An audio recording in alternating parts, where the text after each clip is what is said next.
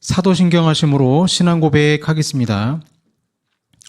전능하사 천지를 만드신 하나님 아버지를 내가 믿사오며 그 외아들 우리 주 예수 그리스도를 믿사오니 이는 성령으로 잉태하사 동정녀 마리아에게 나시고 본디오 빌라도에게 고난을 받으사 십자가에 못 박혀 죽으시고 장사한 지 사흘 만에 죽은 자 가운데서 다시 살아나시며 하늘에 오르사 전능하신 하나님 우편에 앉아 계시다가 저리로서 산자와 죽은 자를 심판하러 오시리라. 성령을 믿사오며 거룩한 공예와 성도가 서로 교통하는 것과 죄를 사하여 주시는 것과 몸이 다시 사는 것과 영원히 사는 것을 믿사옵나이다. 아멘.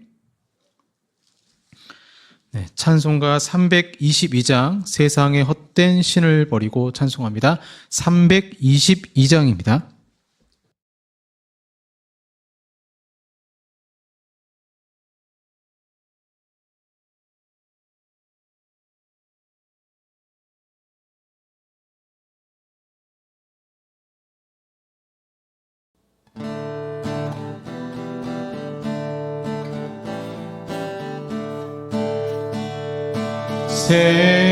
세상의 헛된 신을 버리고 하나님 이름 높여 기리세 온 천하 백성 모두 나와서 다 같이 하나님만 섬기세 세상의 헛된 우상 버리고 인간의 모든 부귀영화와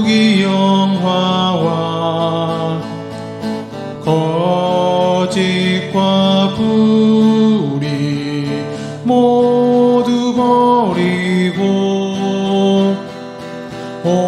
온전히 하나님만 섬기세 주님의 백성 서로 헤아려 시기와 미움 아주 버리고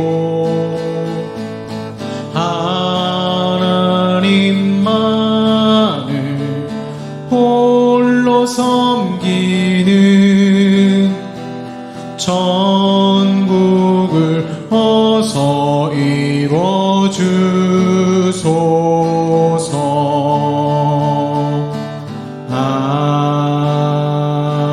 아멘.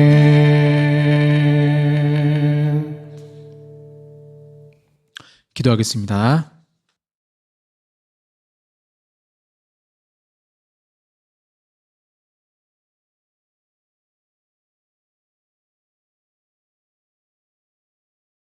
사랑의 아버지 하나님 은혜에 감사합니다. 매년 사순절 절기를 저에게 허락하셔서 저희들로 마음의 방향이 하나님이 아니라 세상을 향하고 있고 우상을 향하고 있을 때 다시 주님께 집중할 수 있는 은혜의 해를 허락하시니 주여 감사드립니다. 이 사순절 기간 더욱 예수님을 묵상하면서 주님을 경배하면서 살아갈 수 있도록 주여 도와주시고 세상에 대한 관심보다 주님 더 말씀을 묵상하고 승리하는 삶을 살게 하여 주시옵소서. 그러나 우리네 인생들 하나님 때로는 경제적인 궁핍감 속에서 또 질병의 고통 속에서 호소하는 당신의 백성들을 불쌍히 여겨주시고 우리의 힘으로 해결할 수 없는 여러 가지 인생의 문제들이 있습니다. 하나님께서 역사하셔서 그 문제를 가지고 주님께 나아가 진실된 고백으로 기도하며 또한 그 문제보다 하나님을 추구하며 나아갈 때 이 모든 것을 더하시리라는 하나님의 능력의 말씀이 우리 가운데 성취되게 하여 주시옵소서. 봄이 오듯 우리 마음에 그동안 얼어져 있던 주님을 향한 마음이 녹아져서 사랑으로 꽃피울 수 있도록 아버지 붙들어 주시고, 저희들이 한 주간 살아갈 때 하나님 말씀대로 살지 못한 것 회개합니다. 주님 경배하지 못한 것 회개합니다. 십자가의 보혈로 용서하시고, 오직 이 시간 주님만 바라보며 예배드리기를 소망하오니 성령 하나님 이 시간 함께 하셔서 우리의 전심과 전력을 다해 주님을 사랑하고 주님을 경배하는 이 시간이 되게 하여 주시옵소서. 혼자의 외침과 메아리로 들려지는 그러한 예배가 아니라 주의 성령께서 함께 하시는 귀한 예배가 되기를 소망합니다. 믿음으로 주님께 나아가오니, 주의 보좌 앞에 담대히 나아가오니 하나님 함께 하시고 오직 주의 성령께서 역사하셔서 저희들이 신령과 진정으로 예배드릴 수 있도록 도우시고 오직 하나님께만 홀로 영광 돌리는 귀한 예배가 되게 하여 주시옵소서. 이 모든 말씀 우리 주 예수 그리스도의 이름으로 기도하옵나이다. 아멘. 네, 성경 말씀 로마서 1장 21절에서 25절까지 말씀입니다. 로마서 1장 21절에서 25절까지 말씀입니다. 신약 성경 240쪽이 되겠습니다. 로마서 1장 21절에서 25절까지 말씀입니다. 봉독하겠습니다. 하나님을 알되 하나님을 영화롭게도 아니하며 감사하지도 아니하고 오히려 그 생각이 허망하여지며 미련한 마음이 어두워졌나니 스스로 지혜 있다 하나 어리석게 되어 썩어지지 아니하는 하나님의 영광을 썩어질 사람과 새와 짐승과 기어다니는 동물 모양의 우상으로 바꾸었느니라.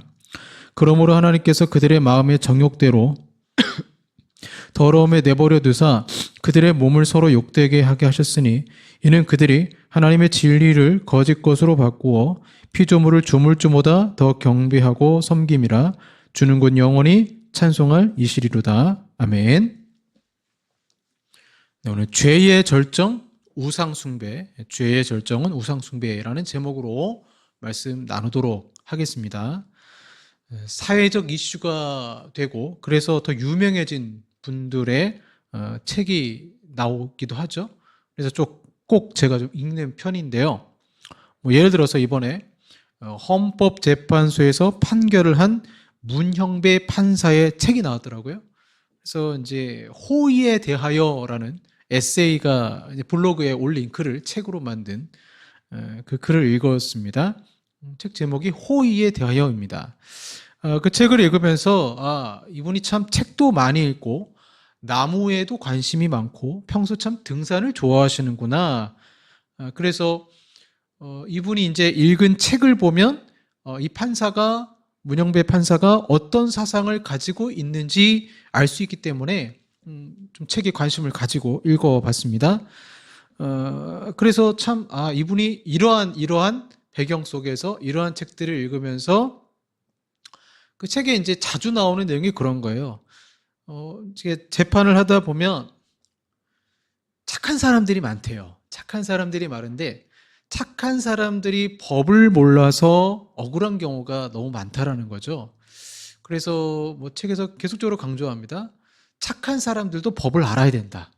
나쁜 사람들은 법을 잘 알아서 이용을 하는데 착한 사람들이 법을 잘 몰라서 이용을 당한다. 그런 내용의 그런 중간중간에 글들이 나오고 또 본인이 이제 부산에서 진주에서 이렇게 했던 일들 그리고 에세이, 일본 여행 가서 겪었던 일들 그런 여러 가지 일들이 책에 적혀 있습니다. 그리고 이제 본인이 어렸을 때 가난했을 때 이게 도와주었던 분의 이야기도 나오고 참 읽으면서 이분이 참 이런 그 책들을 읽으니까 그제서야 그 판결했을 때 왜 그런 글을 읽었을까? 전체 어떤 공동체에 해악을 끼쳤다라는 부분을 얘기했잖아요. 왜 그런 부분을 읽었을까 하는 부분이 좀 이해가 되더라고요. 여러분 한번 관심 있으시면 호의에 대하여라는 책을 한번 읽어보시길 바랍니다. 그런데 아무리 유명한 분이고 세상에서 존경받고 인격적이고 의로운 행동을 했다 하더라도 사람이 어떻게 완벽하겠습니까? 예를 들어 문형배 판사님이 그렇다는 것은 아니지만 어떤 유명한 분의 책을 읽다 보면 본인의 취미 생활이나 스트레스를 푸는 방법이 이렇게 나와요. 아침에 조선일보 스포츠면을 읽는다거나 아니면 신문에 잘 나오는 오늘의 운세를 보는 것입니다. 뭐 이런 표현들이 종종 등장합니다. 그러니까 아무리 학식이 있고 공부를 많이 해도 사람들은 참 오늘의 운세를 좋아하는 것 같아요. 저는 어렸을 때 오늘의 운세를 보면서 그런 생각을 한 적이 있습니다. 도대체 모든 7, 9년생 양띠가 다 이런 똑같은 운세를 가지고 있다는 것이 과연 맞는 것일까? 동쪽에 귀인이 나타난다고 한다면 동쪽이라는 것이 내 중심에서 동쪽인지, 아니면 동서남북의 동쪽을 말하는 것인지, 아니면 상대편 입장에서 동쪽인지 어떻게 알지? 결국 해석하기 나름 아닐까? 뭐 그런 질문을 던 적이 있습니다. 과학자라도 오늘의 운세를 본다고 하잖아요. 이것이 인간이 가지고 있는 신의식이 타락했기 때문에 나타나는 인간의 모습입니다. 아담과 하와 이후 태어나면서부터 죄를 가지고 원죄가 있기 때문에 21절 하나님을 알되 하나님을 영화롭게도 아니하며 감사하지도 아니하고 오히려 그 생각이 허망하여지며 미련한 마음이 어두워졌나니라고 말하는 것입니다. 팡세라는 책이 있죠. 거기에 나오지만 파스칼은 정말 이해할 수 없는 인간을 말할 때 어차피 나는 지옥 가기 때문에 내 마음대로 정욕대로 인생을 살겠다라고 하면서 타인에게 피해를 주는 폭력적인 사람을 말하고 있습니다. 지옥을 너무나 가볍게 생각하고 죄도 가볍게 생각하면서 자신의 어두워진 마음을 타인에게 폭력을 행사함으로 악한 모습을 보이는 것이죠. 저번 주에도 말씀드렸습니다. 원죄가 있으면 그것이 로마서에서는 불경건으로 나타나고, 여기서 불경건은 하나님과 인간 사이에 나타나는 죄를 말하는 거죠. 마땅히 하나님께 경건함을 표시해야 되는데 불경건하다라는 거죠. 하나님께 예배드리지 않는 것이고, 이 신의식의 왜곡으로 인해서 불경건의 삶을 사는 사람은 로마서에서는 불의로 나타난다 이렇게 표현하고 있습니다. 그래서 이 불의라는 것은 인간과 인간 사이에 나타나는 여러 가지 죄를 말하는 거죠. 그리고 오늘 본문에는 이러한 인간들의 불의로 가득할 때, 즉 죄가 가득할 때 죄의 하이라이트, 죄의 클라이막스, 죄의 절정이 무엇인가라는 것을 말해주고 있는데, 우리는 보통 죄의 절정을 나타난 결과로 해석을 하죠. 그러나 존 오웬 목사님의 시험이라는 책이 있습니다. 그 시험에 보면 시험 드는 것에 대해서 말하는데, 시험 드는 이유는 하나님으로 마음이 가득하지 않기 때문이다라고 말했어요. 하나님으로 마음이 가득하지 않으면 인간은 죄로 마음이 가득하게 됩니다. 그럴 때 나타나는 살인이나 강도, 절도, 성폭력이나 동성애, 이러한 것이 나타난 것으로 죄의 절정이라고 생각하지만 성경 그렇게 말씀하지 않습니다. 성경은 25절에 이는 그들이 하나님의 진리를 거짓 것으로 바꾸어 피조물을 조물주보다 더 경배하고, 즉 우상 숭배가 죄의 절정이며 원인이라고 말씀하고 있습니다. 가나안 땅에 우상이 가득할 때 하나님은 아브라함을 부르셔서 이스라엘 민족을 만들게 하셨습니다. 그럼 이스라엘 민족의 역할이 뭐냐? 사명이 뭐냐? 가나안 땅이 우상이 가득할 때, 죄로 가득할 때 가나안 땅을 정화시키는 역할을 하기 원하셨습니다. 설날 때 주중에 이제 저희 아내 어린이집에 어항 청소 물고기가 죽었어요. 그래서 이번에 아주 큰 물고기를 샀습니다. 근데 그 물고기를 풀어주면 어항을 깨끗이 청소를 하죠. 하나님은 그 땅에 죄가 가득하면 살고 있던 민족을 멸하시고 이스라엘을 부르셔서 그 땅을 정화시키고 회복시키십니다. 그런데 이스라엘은 목축업을 했고 목축업을 했던 사람들이고, 이 가나안 땅에 다 쫓아내지 못한 이방 민족은 농사를 지었던 사람들이죠. 그래서 물어보는 거예요. 어떻게 하면 농사가 풍년이 될 수 있느냐 물었고, 그 비결이 기술적인 측면이 아니라 바알과 아세라라는 신이 있는데, 바알은 남편 주라는 뜻이고 아세라는 행운을 뜻하는 여신인데, 둘이 결혼을 하면 하늘에서 비가 내리고 농사가 잘 된다라고 가르쳤습니다. 이스라엘은 그래서 복받기 위해서 바알과 아세라를 섬겼습니다. 이스라엘이 또 가나안 땅을 더럽혔고, 이스라엘은 하나님은 전쟁의 신, 산의 신으로 섬기면서 동시에 바알과 아세라를 섬겼기 때문에 십계명 제1계명 너는 나 외에 다른 신을 내게 두지 말지니라를 어겼으며 그들도 땅을 더럽혔기에 바벨론 포로로 끌려가고 예루살렘 성전은 무너지고 그 땅은 심판을 받은 것입니다. 그 땅이 우상이 가득하면 소돔과 고모라의 심판을 내리신 것처럼 이렇게 하나님은 유황불로 그 소돔과 고모라 땅을 정결하게 하시는 것처럼 하나님은 정결하게 하십니다. 그런데 그것이 어떻게 알 수 있느냐? 죄가 관영하다는 것, 넘쳐난다는 걸 어떻게 알 수 있느냐? 결국 죄의 절정은 우상 숭배가 되는 것입니다. 일본 보세요. 가까운 우리 이웃나라 일본 보시면 우상 숭배 가득하잖아요. 근데 그 우상 숭배 가득한 걸만 멈추지 않습니다. 그 우상 숭배가 가득한 나라는 성적으로 반드시 타락하게 되어 있습니다. 동남아시아 여러 국가들 속에서도 우상 숭배가 가득한 나라들은 성적 범죄가 많이 늘어나는 걸 볼 수 있죠. 결국 이러한 불경건의 결과 인간은 우상 숭배에 이르게 되는 것이죠. 썩어지지 아니하는 하나님의 영광을 썩어질 사람과 새와 짐승과 기어다니는 동물 모양의 우상으로 바꾸었느니라. 로마서 1장 23절 말씀입니다. 하나님을 떠난 인간은 자율적인 존재가 되고자 했어요. 그래서 선악과를 먹었죠. 그런데 오히려 새로운 무언가를 섬기는 존재로 전락하고 말았습니다. 인간은 신을 없애고 스스로 자율적인 존재로 살아갈 수 없는 존재예요. 그래서 존 칼빈은 가장 대담하게 하나님을 멸시하는 자일수록 나뭇잎이 떨어지는 소리에도 가장 심하게 놀란다라고 했습니다. 그래서 인간의 마음은 우상 공장이다라고까지 했어요. 인간은 절대적으로 의존적인 존재이고 미래를 알 수 없기에 불안한 존재입니다. 사람은 무엇으로 사는가? 이렇게 보시면 톨스토이가 쓴 책이잖아요. 그 사람은 무엇으로 보이는가? 그 단편집이 많이 있는데 거기에 그 영주 지주가 온단 말입니다. 그 영주 지주가 아주 독일산 비싼 가죽을 가지고 와서 신발을 만들어 달라고 하죠. 그때 이제 주인공이 천사가 이제 날개가 없어져 버리고 사람은 무엇으로 사는가에 이제 답을 얻기 위해서 이제 구두 수성공 신발을 만드는 사람에 의해서 구원함을 받고 그 집에서 같이 일하게 되는데 근데 가죽으로 신발을 만드는 게 아니고 슬리퍼를 만들었습니다. 깜짝 놀라죠. 근데 그 천사가 나중에 얘기를 해요. 저 사람이 왔는데 지주가 왔는데 뒤에 동료가 보였다. 죽음의 사자가 있다는 거예요.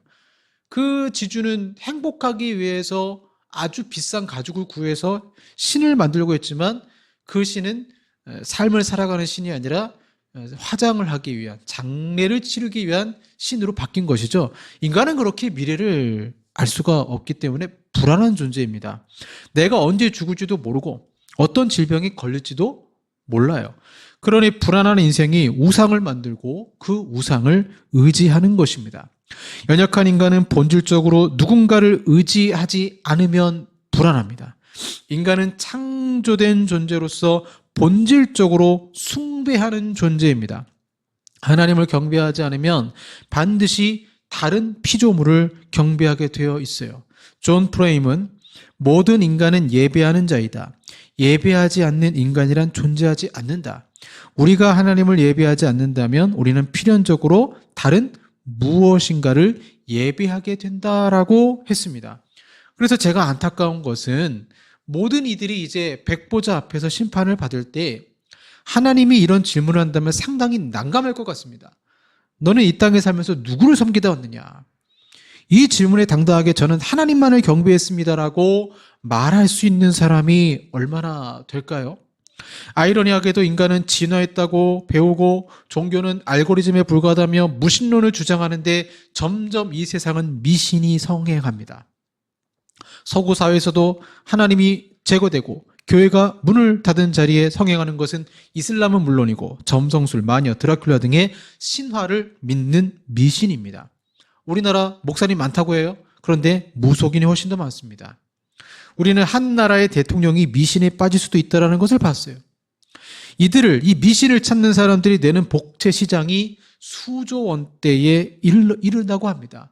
그러므로 결코 인간은 독립적인 존재가 아니에요.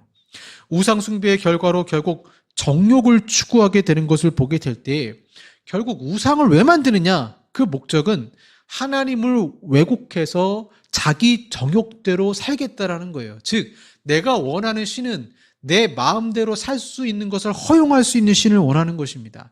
인간은 자기 마음대로 살고 싶은데 성경에 나오는 하나님이 걸림돌이 돼요. 그렇다고 마음속에 새겨진 신의식을 결코 제거하지는 못해요. 존 칼빈의 기독교 강해에서 하나님의 존재를 아는 지식은 인간의 골수에까지 깊이 박혀 있어서 그것을 지워버리는 것은 불가능한 일이며 차라리 천성을 바꾸는 편이 더 쉽다라고 했습니다. 결국 신의식을 없애지 못하니까 신을 축소, 왜곡시키는 것입니다. 어떻게 해요? 자기 입맛에 맞게 바꾸는 거죠. 우리나라에 불교가 처음 들어올 때는 철학이었습니다. 탑이라는 것이 없었어요. 그런데 우리나라 샤머니즘과 결합되어서 철학적 불교가 종교적 불교가 된 것입니다. 탑을 만들고 그것을 숭배한 것이죠. 하물며 기독교는 어떨까요? 하나님을 자기 입맛에 맞게 얼마든지 목회자가 설교할 수 있고 성도는 아멘할 수 있습니다.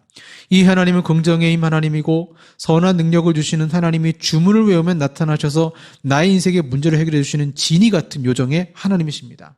인격적인 하나님보다 능력의 하나님을 추구하며 자신의 육신의 정욕을 이루실 하나님으로 얼마든지 설교하고 아멘할 수 있습니다. 이것이 구약의 거짓 선지자들의 등장이었고 이스라엘은 참 선지자 예레미야를 박해했습니다. 모든 인격은 말을 통해서 그 내면과 성품을 알 수 있습니다. 인격이신 하나님은 그분의 말씀으로 자신을 계시하셨어요. 그런 하나님을 형상으로 만들면 하나님의 성품이 왜곡되는 거예요. 하나님을 무섭게 만들면 무서운 하나님이 되는 것이고 하나님을 아주 자비로운 하나님 만들면 자비로운 하나님이 되는 거예요. 그래서 형상을 만든다는 것 자체가 하나님의 무한하신 그 속성들을 담지를 못해요. 어느 한 측면만 얘기할 수밖에 없습니다. 그래서 하나님은 당신을 우상의 형상으로 만들지 말라고 십계명에 엄히 명령하셨습니다. 하지만 말씀은 부담스럽고 자기 마음대로 살고는 싶으니까 하나님을 말 못하는 피조물의 형상으로 바꾸고 왜곡하는 것입니다. 우상을 통해 하나님의 존재를 완전히 부정하는 대신에 자신의 욕망에 맞게 하나님을 재구성하는 것이죠. 그래서 우상 숭배는 신을 바꾸는 것이 아니라 신을 이용하는 것입니다. 하나님을 왜곡하여 자기 욕망을 정당화하려는 시도인 것이죠. 왜 이렇게 되느냐? 왜 인간이 이렇게까지 신을 바꾸려고 하느냐? 우상의 본질이 탐심이기 때문에 그렇습니다. 성경은 탐심은 곧 우상 숭배니라 골로새서 3장 5절에 말씀하고 있죠. 그 신은 내가 복채만 두둑이 주면 아무리 더럽고 짐승 같은 짓을 해도 눈 감아주는 편리한 신이 됩니다. 심지어 어떤 이는 하나님 제가 이번에 미리 11조 2배 냈으니까 2배 소득을 주세요. 이렇게 헌금하는 자들도 있어요. 다 자기 탐심을 이루기 위해서인 것이죠. 이러한 우상 숭배가 바로 불경건의 클라이맥스입니다. 우상 숭배의 실체가 탐심이기 때문에 그런 것이죠. 탐심이란 무엇이냐? 무엇을 소유하고 싶은 마음의 과도한 상태를 말합니다. 그래서 집착을 해요. 내가 저것만 가지면 행복할 것 같고 내가 막 기쁠 것 같아요. 근데 가지잖아요? 끝이 없어요. 그래서 탐심이에요. 그래서 그것의 존재 이상의 가치를 부여하는 것입니다. 마귀의 유혹으로 하와의 마음에 일어난 육신의 소욕의 그 위험한 이유가 바로 탐심에 있었습니다. 여자가 그 나무를 본즉 먹음직도 하고 보암직도 하고 지혜롭게 할 만큼 탐스럽기도 한 나무인지라 여자가 그 열매를 따먹고, 여기 탐스럽다라는 말이 하나님의 십계명에서 내 이웃의 집을 탐내지 말라라고 하실 때 사용한 단어와 같은 것입니다. 죄는 하와의 마음속에 하나님이 금지하신 일을 하고 싶게 만들면서 그것에 뭔가 행복이 있는 것처럼 여기게 했습니다. 탐심은 그것을 소유하면 자신이 가치 있는 존재가 되는 것 같고 멋진 존재가 될 것 같은 착각을 일으킵니다. 내가 저 명품백을 가지고 있으면 내가 좀 사람들에게 달라 보이겠지. 마치 내가 저것만 가지면 엄청 행복할 것 같은 착각을 불러일으키고, 요즘엔 그걸 계속 핸드폰으로 정보를 취하고 검색을 하겠죠. 저는 이제 주로 책을 전자책으로 보는데 그 카페에 가보면 전자책 기기가 10개가 넘는 사람들이 꽤 있어요. 이유가 뭐냐? 기기가 너무 예뻐서라고 합니다. 탐심입니다. 책을 읽겠다는 동기보다 그 기기 자체가 갖고 싶은 것입니다. 자동차든 집이든 명품 가방이든 옷이든 그것만 있으면 내가 행복할 것 같은 거예요. 그래서 마음에 하나님이 사라지고 내 마음에 탐심을 일으키는 어떤 존재를 떠올리며 그것을 어떻게 가질 것인가 고민하는 것입니다. 아방을 보세요. 나봇의 포도원을 탐냈던 것처럼 결국 취하잖아요. 하나님으로 채워야 할 마음의 만족과 기쁨을 하나님이 아닌 다른 것으로 채우게 합니다. 이처럼 탐심은 하나님의 자리를 대신하기에 우상숭배고, 팀 켈러 목사님은 우상이란 하나님보다 더 크게 마음과 생각을 차지하는 것이다. 그것 없이는 살아갈 가치를 못 느끼는 것이 우상이다라고 했습니다. 어거스틴은 죄를 순서가 바뀐 사랑이다라고 정의했습니다. 탐심은 우리 안에 사랑의 순서를 바꾸는 죄악이 됩니다. 그래서 하나님보다 더 사랑하는 존재가 내 마음속에 있게 되는 것이죠. 팀 켈러는 우상숭배를 죄 이면의 죄라고 했습니다. 우상이 절정이면서도 원인이 되는 것입니다. 우상숭배가 죄의 근원이라는 것이죠. 카일 아이들먼 목사님은 우상숭배는 많은 죄 가운데 하나가 아니다. 그것은 다른 모든 죄를 낳는 큰 죄이다라고 했다라는 거예요. 그래서 이걸 이제 십계명과 연관시켜서 설명할 수 있는데요. 자, 십계명의 마지막 10번째 계명이 내 이웃의 집을 탐내지 말라이죠. 탐내지 말라, 탐심이죠. 그런데 그 계명을 어기는 죄악이 탐심을 일으키죠. 그래서 이웃의 집을 빼앗기 위해서 살인하지 말라, 6계명을 어깁니다. 이웃의 아내를 탐하여 간음하지 말라, 7계명을 어깁니다. 이웃의 소나 나귀를 탐하여 도둑질하지 말라라는 제8계명을 어기고, 이웃의 것을 빼앗으려고 거짓 증거를 하여 내 이웃에 대하여 거짓 증거하지 말라라는 9계명을 어깁니다. 6, 7, 8, 9, 10 다 뭐예요? 탐심이에요. 그 5계명도 관련이 없을까요? 있어요. 내 부모를 공경하라. 왜 공경하지 않습니까? 예, 고르반 예수님, 고르반 제도 말씀하셨죠? 돈이 아까운 거예요. 이것도 뭐가 될 수 있을까요? 탐심이죠. 탐심이 되는 것입니다. 법정에서 자신의 명예를 지키기 위해 거짓말을 하는 사람들을 보게 됩니다. 물론 청문회에서는 더 많이 보게 됩니다. 이처럼 탐심의 이러한 것들이 우상숭배는 모든 죄의 근원이 되는 것입니다. 우상숭배는 우리의 탐심을 자극하여 우리로 결국 정욕적인 인생을 살게 합니다. 싸우고 빼앗고 죽이는 불의의 온갖 죄를 짓게 하는 것입니다. 그래서 결국 하나님을 버리고 우상을 숭배하는 인간은 정욕의 노예가 됩니다. 우상 숭배의 결과 인간의 마음의 정욕대로, 로마서 1장 24절에 그러므로 하나님께서 그들의 마음을 정욕대로 더러움에 내버려 두사 정욕대로 살겠다는 거예요. 그리고는 1장 26절에 보시면 부끄러운 욕심대로 성적으로도 타락하게 되는 것입니다. 그 결과 우상 숭배는 모든 죄의 근원이 되는 거예요. 한 기독교 철학자가 이렇게 얘기했습니다. 모든 인간은 자기 마음속에 자신만의 신을 섬기고 있으며 사람은 자신이 섬기는 신의 형상으로 변모한다라는 것입니다. 성경에 나오는 여러 가지 이방 여신, 아데미 여신만 보더라도 그 아데미 여신의 형상을 딱 보는 순간 성적인 어떤 것들을 일으켜요. 그 말은 뭐예요? 내가 저렇게 타락한 인간이 되겠다라는 거예요. 성적인 인간이 되겠다는 거예요. 우상을 만들어 놓고 그 우상의 모습대로 살고 싶은 게 인간의 모습이 투영돼서 우상을 만든 것입니다. 하나님의 형상을 더럽고 추한 짐승과 버러지 형상으로 만들어 놓은 인간은 짐승처럼 정욕적이고 본능적인 존재로 추락하게 됩니다. 7월 보세요. 그들을 유혹한 우상은 성적인 범죄를 일으키는 것이었습니다. 우상은 남녀의 동침으로 여제사장과 관계를 맺으면 복을 얻는다고 가르쳤어요. 이것이 바알보레시 아니겠습니까? 그래서 우상 숭배는 반드시 성적인 쾌락을 낳게 하는 것입니다. 그것이 26절의 내용이에요. 우리가 다음 주에 보겠지만 고위층의 사람들이 배울 만큼 배운 사람들이 성추행을 한다거나 성적인 범죄를 저지르는 것을 우리는 자주 보게 됩니다. 이는 자신의 탐심을 이루는데 돈이 필요하고 수단과 방법을 가리지 않고 돈을 벌면 여기서부터 일단 탐심으로 인해서 많은 죄를 짓죠. 이제 그 마음의 욕구에 성적인 죄를 찾게 되어 있어요. 성적인 죄를 만족하다는 것은 결국 자기 정욕을 숭배하는 것입니다.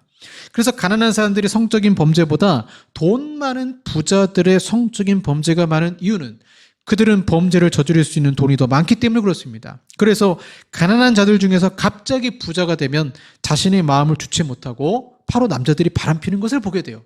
우상 숭배는 곧 자기 자신을 숭배하는 것이 되기 때문에 내 마음에 쾌락을 줄 수 있는 것이라면 무엇이든 손을 댑니다. 마약이든 약물 중독이든 세상 여러 가지 취미든 모든 것이 돈만 있으면 가능한 세상에서 사람들은 그렇게 죄악에 빠지는 것입니다.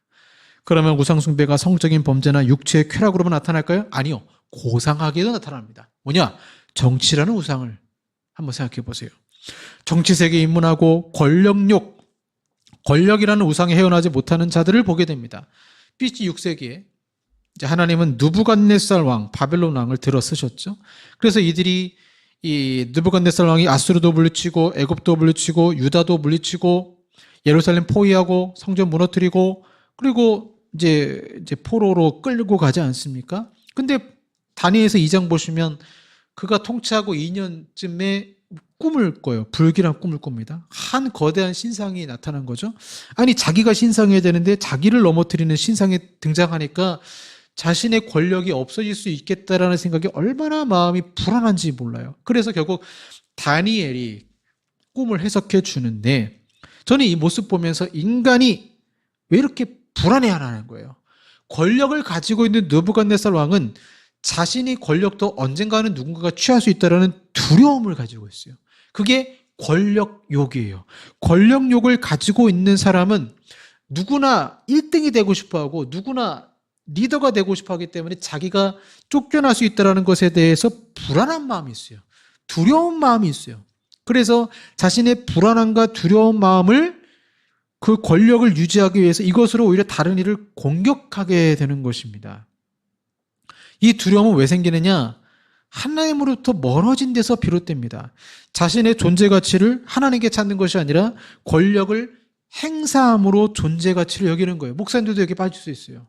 권력을 행사함으로 자신의 존재 가치를 여기는 거예요. 검사가 되고 판사가 되고 사람이 변하기도 합니다. 대기업 회장이 되면 사람이 변합니다. 목사님들도 얼마든지 변할 수 있습니다. 그 권력의 투구를 가지고 자신의 진실된 모습을 다른 사람들에게 보여주고 싶지 않은 나의 연약함을 권력을 통해서 가릴 수 있는 거예요. 교회도 그럴 수 있다는 거예요. 그래서 교회도 권력이 우상이 될 수 있습니다. 목회자이든 장로이든 권력의 맛을 보게 되면 그 자리를 절대 내놓지 않으려고 합니다. 그게 다 뭘까요? 탐심, 우상숭배라는 것입니다. 우상숭배는 탐심의 교묘한 자기 기만에 표출된 모습이고 이것이 오늘날에는 탐심이 성적 쾌락으로 지나친 오락으로 여러 중독의 모습으로 그리고 고상하게 보이는 정치나 권력으로도 나타날 수 있습니다. 치료책은 간단합니다. 내 위에 하나님이 있다는 것을 알고 그분을 경배하면 돼요. 로마서 패턴을 봤잖아요. 불경건, 불의, 우상숭배로 이어지는 일련의 죄를 생각해 보세요. 하나의 패턴이 있습니다. 불경건, 불의, 우상숭배. 그러다가 인생의 고난이 닥치면 야곱처럼 베들로 올라가자 선언하고 우상숭배를 버리고 불의의 일을 회개하며 불경건이 경건으로 바뀌면서 주님만을 섬기게 됩니다. 내 마음이 무엇으로 가득 찼는지 살펴보시고 죄의 절정, 우상숭배로까지 나아가는 내 모습이 아니라 이를 절제할 수 있는 길은 또 완전히 버릴 수 있는 길은 성령 하나님의 도우심 뿐입니다. 그럴수록 더욱 주님과 가까이 지내시길 바랍니다. 내가 성경 말씀에 인격적인 하나님을 내가 계속 추구하고 바라보면 그렇게 닮아가요. 근데 성경 밖의 하나님을 내가 추구하고 바라보면 그 사람은 자기 마음의 욕심에 투영된 그 하나님의 모습으로 욕심으로 가득한 인간으로 변하게 되고 있습니다. 인격적인 존재는 인격적인 존재를 닮게 되어 있습니다. 그러므로 여러분 지금 내가 누구와 가까이 있는지도 생각해 보시길 바랍니다. 기도하겠습니다. 사랑의 아버지 하나님 은혜 감사합니다. 인간의 마음속에 있는 죄는 결국 탐심으로 그리고 그 탐심은 우상숭배로 이어질 수밖에 없고 하나님이 아니면 우리는 다른 어떤 존재를 다른 것들을 섬기며 살아갈 수밖에 없는 연약한 인간임을 주여 고백합니다. 저희들 삶 속에 오직 주님만을 경배하며 주님을 사랑하며 살게 하여 주시옵소서. 예수님 이름으로 기도합니다. 아멘. 내가 주인 삼은 모든 것 내려놓고 찬양하겠습니다.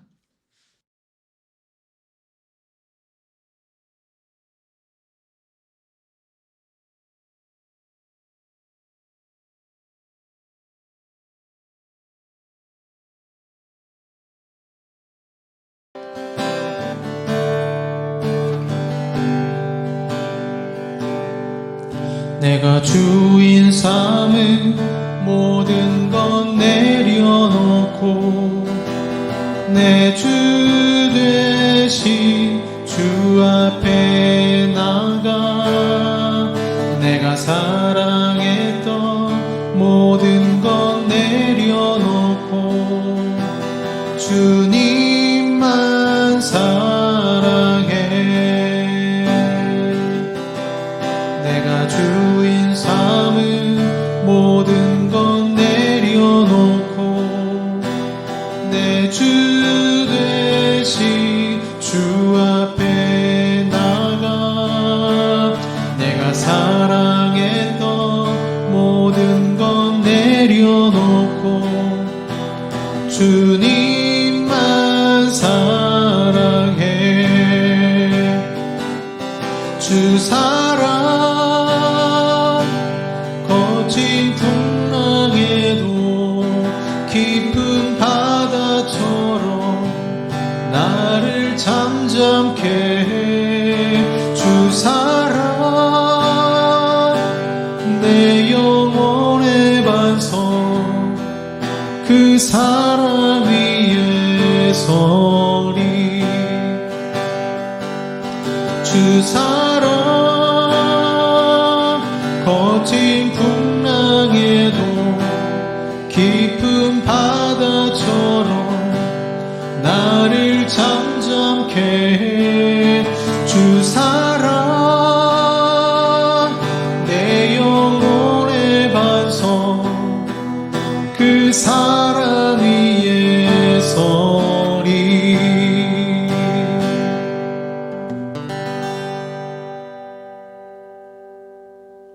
기도하겠습니다.